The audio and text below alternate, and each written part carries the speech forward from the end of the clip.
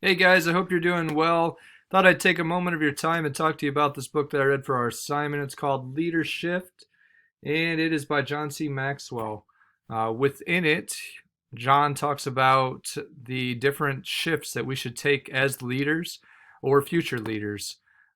With that being said, I went ahead and I focused in on one that really stuck out to me, and that was positional authority turning into moral authority. To kind of give a little background of that, John talks about the story where he was a church leader, and as one of the leaders of his board, he had everything ready for the meeting that he was about to go into. He had copies for everybody that was on the board. And as he sat down, they asked him if he would open in prayer. And then from that point on, John did not get to talk at all. It was actually a man named Claude that was in there. And so that was kind of something that led John on this journey of finding, what was it about Claude that made him, someone that people would follow. And so he began to look at the different character qualities and things like that. And so with that, I think about the positional authority when it comes to my days in the military. And one example that came to mind was when an officer would enter the room, everybody would yell attention. And immediately, it didn't matter if you knew who they were or not. If you saw that they were higher ranking, you stood at attention. And so that was the positional authority that he or she held. With that being said, I realized that what John's talking about is moral authority, and that kind of goes more along the lines of, why do we follow these leaders? And so he talks about this within this chapter. And so with that said, I'm just going to go ahead and start the presentation here. And what it will eventually get to is what he calls the four C's in being able to be someone who takes their leadership from positional authority to moral authority. So starting out, Merriam-Webster's dictionary defines shift as move or cause to move from one place to another, especially over a small distance. That last part, small distance, is something that Maxwell makes very clear, that these shifts do not happen overnight. And so he just encourages us, to be cognizant and to be aware of those things that, may be hampering our leadership. And that was kind of why I chose this book, just because I wanted to be more aware of how to take my leadership to the next level, so to speak. So, as I said before, he talks about the four C's of leading to coming from a positional stance to moral authority. And so those are competence, courage, consistency, and character.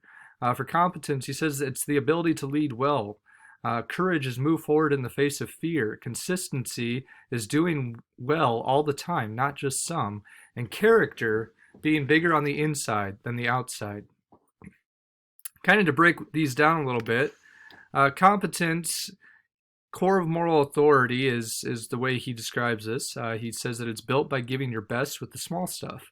One of the quotes that I found that was kind of something that highlighted it for me was George L. Davis. He says, not something, or confidence or authority actually, is not something we buy, are born with, or even have delegated from our subordinates. No manager has any real authority over his people until he has proved himself worthy of it in the eyes of his people, not his own, nor those of his superiors.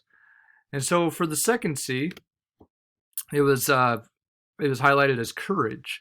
And so within the reading, there was encourages people during difficult and uncertain times, enables people to maximize their potential, helps leaders find their voice. And again, another quote that I found just really stuck out to me by Mary Ann Rademacher. Courage doesn't always roar. Sometimes courage is a quiet voice at the end of the day saying, I will try again tomorrow.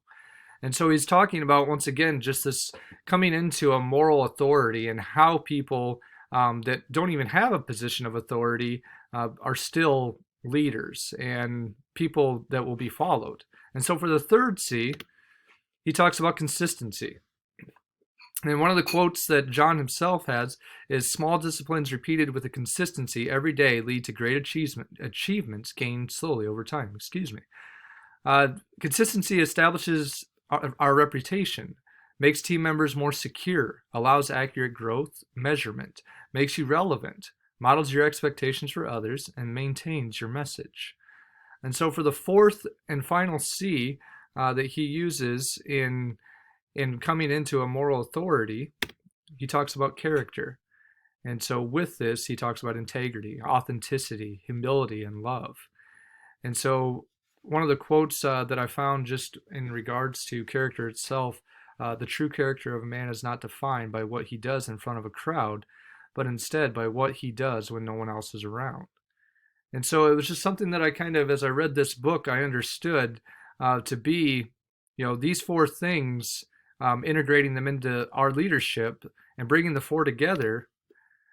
It produces, it's essentially, when it comes to habits, it's always putting people first, live to make a difference, not to make money, be myself, but be my best self possible, express gratitude, reject entitlement, and be willing to be misunderstood and lonely for the right reasons. And so these are things that, Maxwell, he decided to do in implementing all four, and eventually his position of leadership, it went from positional to a moral authority. And so he talked about, when it comes to people following a leader, positional leadership is actually the lowest form, and we should strive to have moral leadership. One last quote that John does say within this book, and that really just kind of sums up the entire book, and why I chose this book. He says, "You cannot be the same, think the same, and act the same if you hope to be successful in a world that does not remain the same." And I think that's one of the keys, is we understand that it's not so much that this world continues to revolve in the same manner, but it's ever changing. And as such, to help take care of those that we lead, we need to be open to changing our leadership and shifting.